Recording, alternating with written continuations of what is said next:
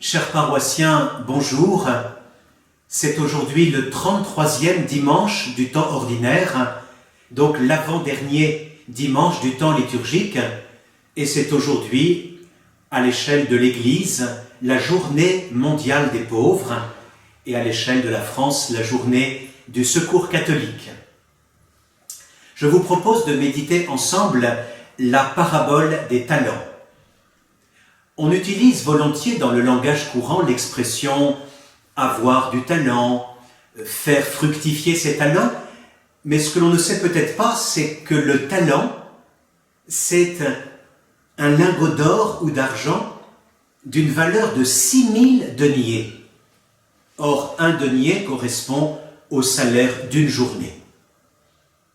Donc, dans cette parabole, les serviteurs vont recevoir de leur maître des sommes considérables à faire fructifier, à faire valoir. Lorsque Jésus raconte cette parabole, sa passion est toute proche. Dimanche dernier, vous vous souvenez, nous avons médité la parabole des 10 jeunes filles, qui se concluait par ces mots « Veillez, car vous ne savez ni le jour ni l'heure ». Cette parabole des talents qui vient juste après répond en quelque sorte à la question « Veillez, oui, mais comment ?» Le maître que Jésus met en scène appelle à lui 3 serviteurs. À l'un, il remet 5 talents, à un autre 2 talents, et au 3e, un seul talent. Nous comprenons que Dieu nous confie ses biens pour que nous puissions les faire valoir, les faire fructifier. Mais la parabole n'enseigne pas simplement à faire valoir ses propres qualités personnelles. Ces talents, ce sont d'abord des biens qui appartiennent en propre à Dieu. Et Dieu nous les confie pour que nous puissions les faire fructifier au service de notre société, au service du bien commun. Que nous puissions participer à la venue du règne de Dieu, à l'avènement du royaume de Dieu, à cette fraternité universelle que Dieu veut voir se développer entre tous ses enfants. Dans cette vaste entreprise de transformation du monde, eh bien chacun a reçu des talents différents et en nombre différent. Point de jalousie entre nous, il s'agit de savoir quels sont ces talents que Dieu m'a confiés.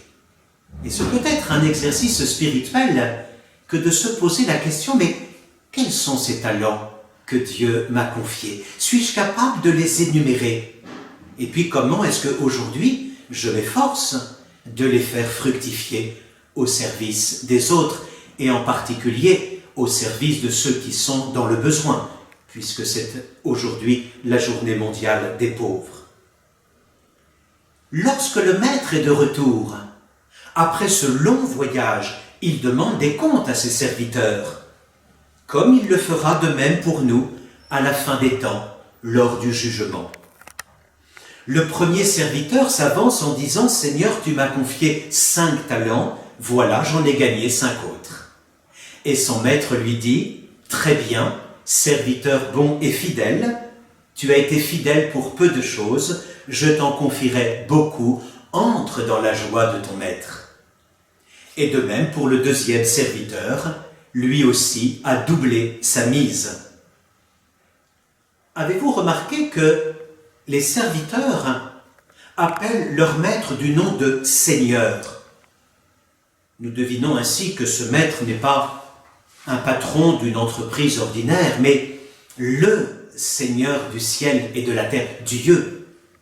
Et nous sommes ainsi projetés à la fin des temps, au jour du jugement dernier. Puisque ces serviteurs se sont montrés bons et fidèles, ils s'entendent dire « Entre dans la joie de ton maître ».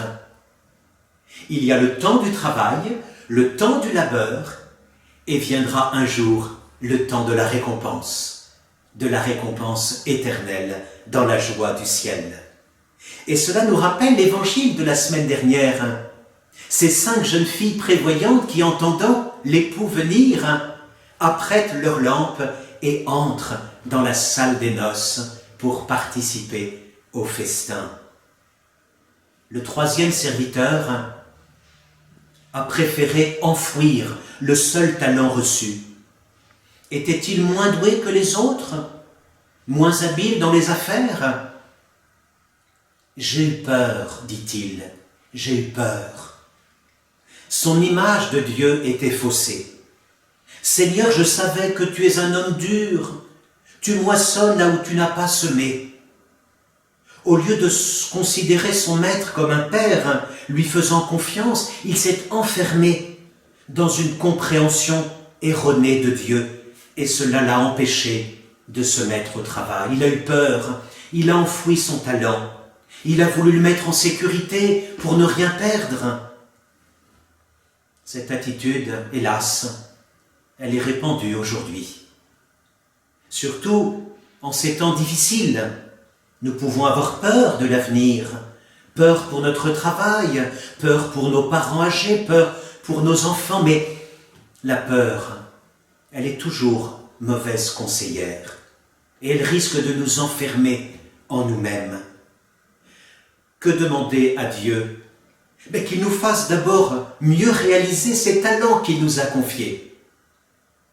Et ensuite, que nous soyons ardents au travail pour les mettre au service des autres.